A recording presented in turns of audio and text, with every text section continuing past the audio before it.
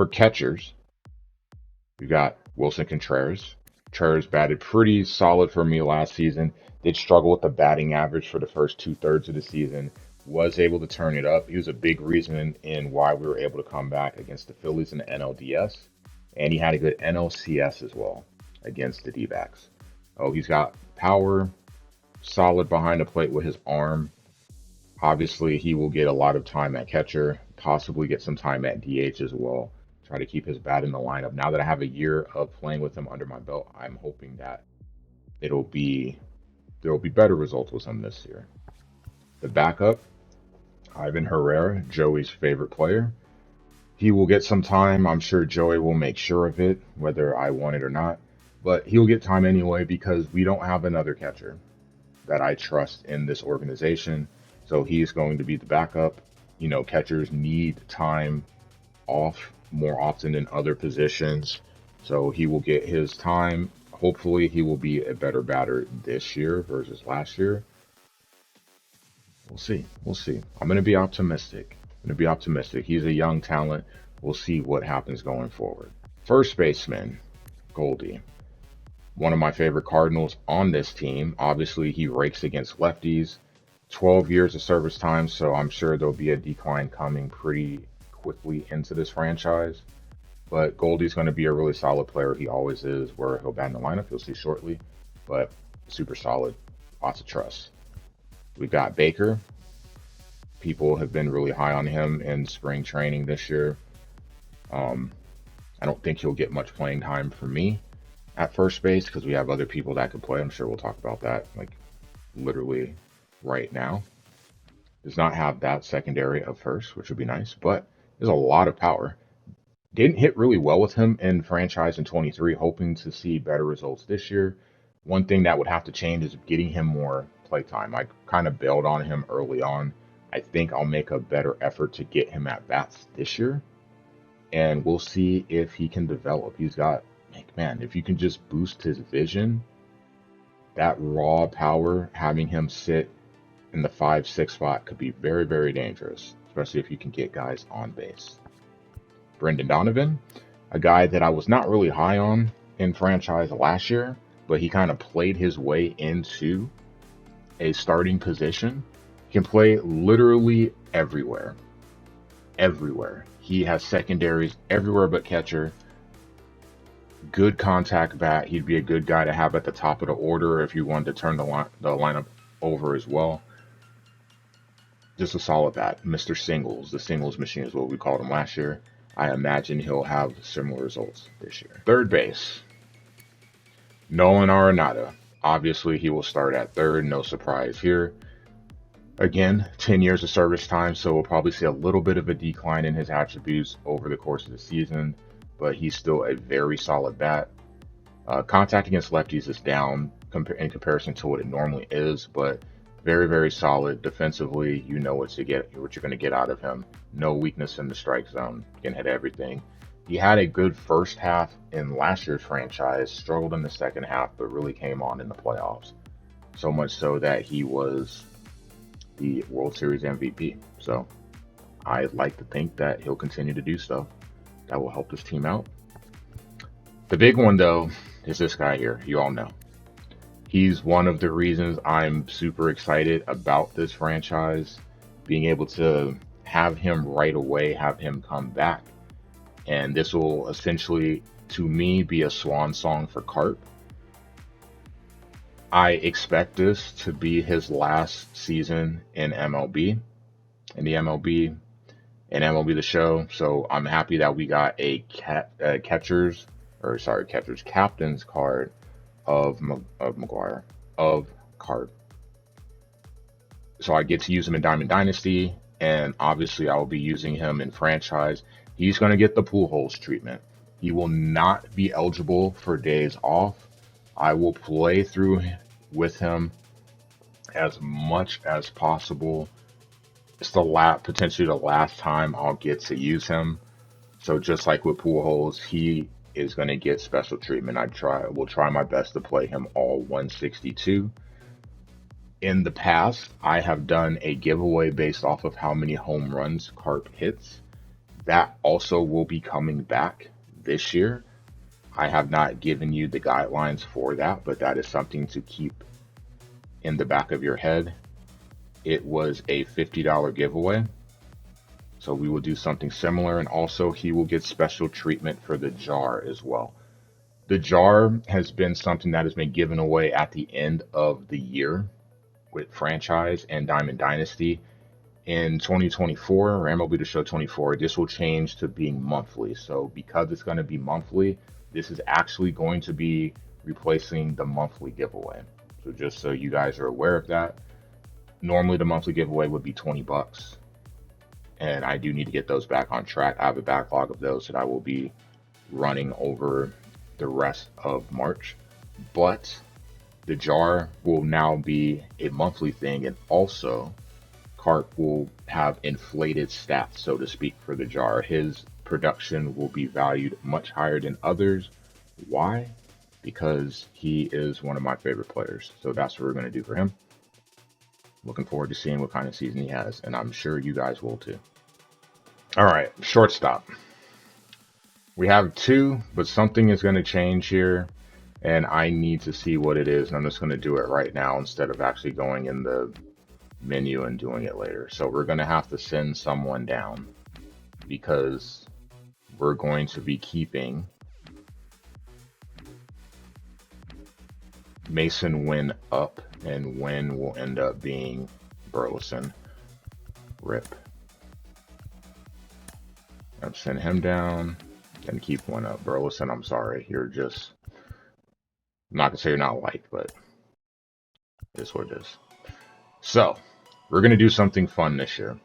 We'll look at Brandon Crawford first. He is going to be a utility guy. Crawford is a signing that was a little bit shocking to me as a Cardinal fan.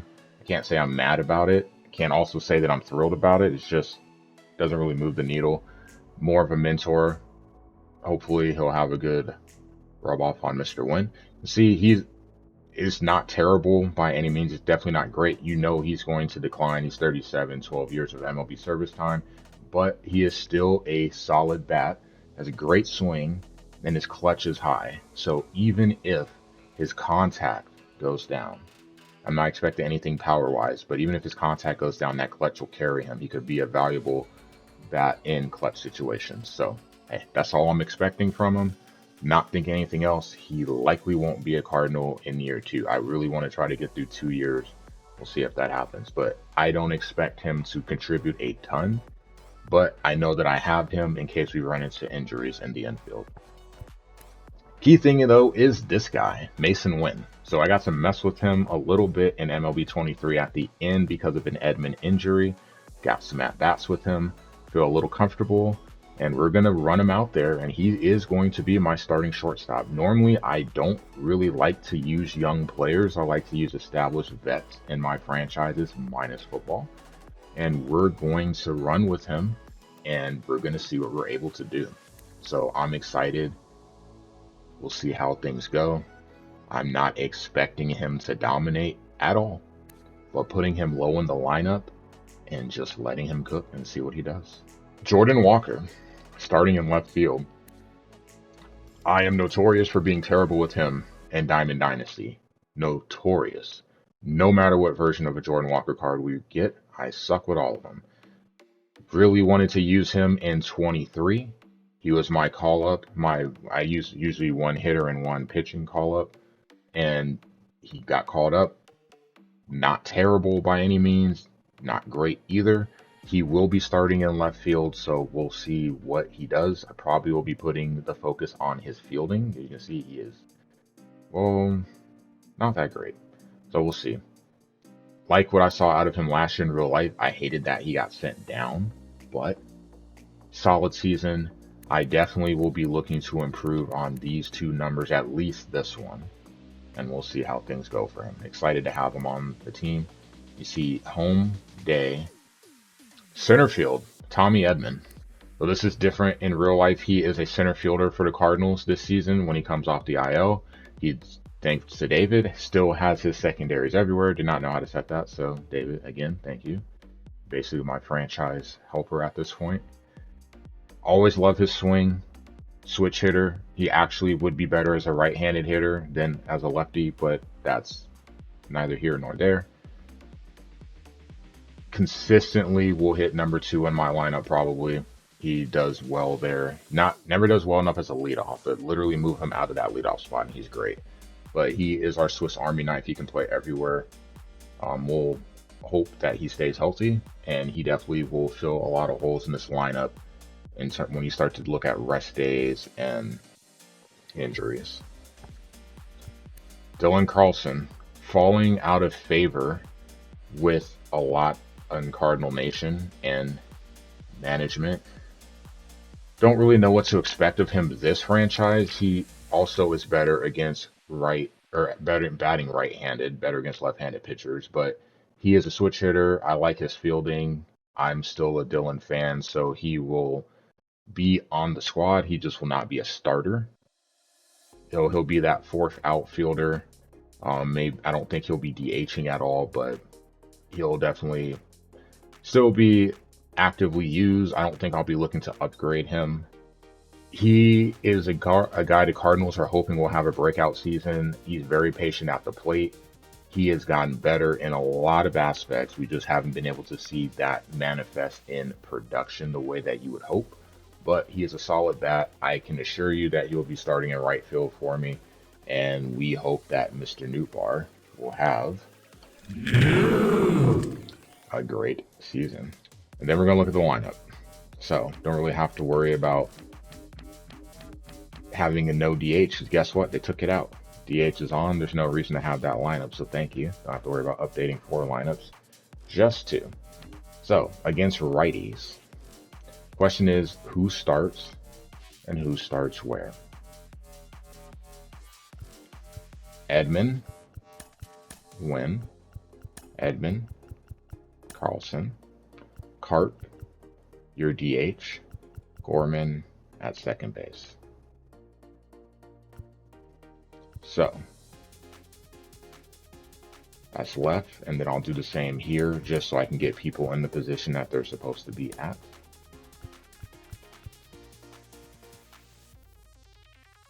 I already have the decision to make.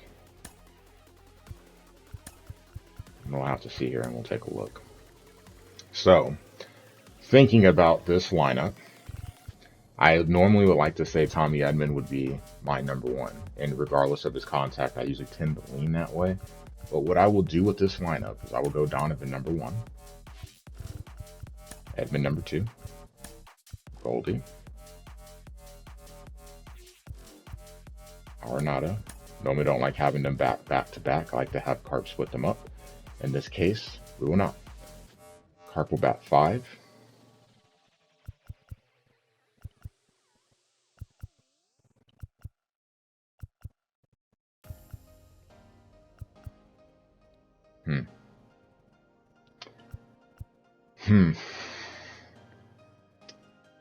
Sure, this will be something that will probably get changed over the course of time. We will go Contreras 6, Nootbaar 7, Walker 8, and Wynn 9. I think Walker eventually will move up in the lineup, but seeing that he's a guy that I struggle with, I like to have these 2 guys be in less pressurized situations, at least to start. So this will be the lineup against righties to start. Will it change over the course of the season? I'm 1000% sure it will, just not right now. Lefties. I tend to not play Donovan against lefties. Oh, I'll have to mess with that because I'm still going to have at some point a certain amount of righties in the lineup. So if I go with this lineup, we'd have Edman bat first, Goldie second, Arenado third. Still slide Carp up into the 4 spot. Pretty much, you can see. I like to keep him 4 or 5.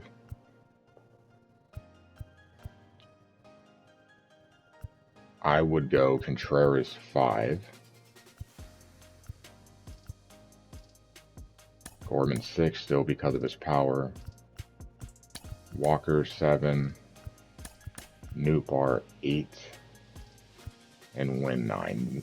Wynn's just going to be 9 regardless. See how I feel about that, because I will usually like to have new bar a little bit higher. We'll flip flop him. So new bar 6, Gorman 8.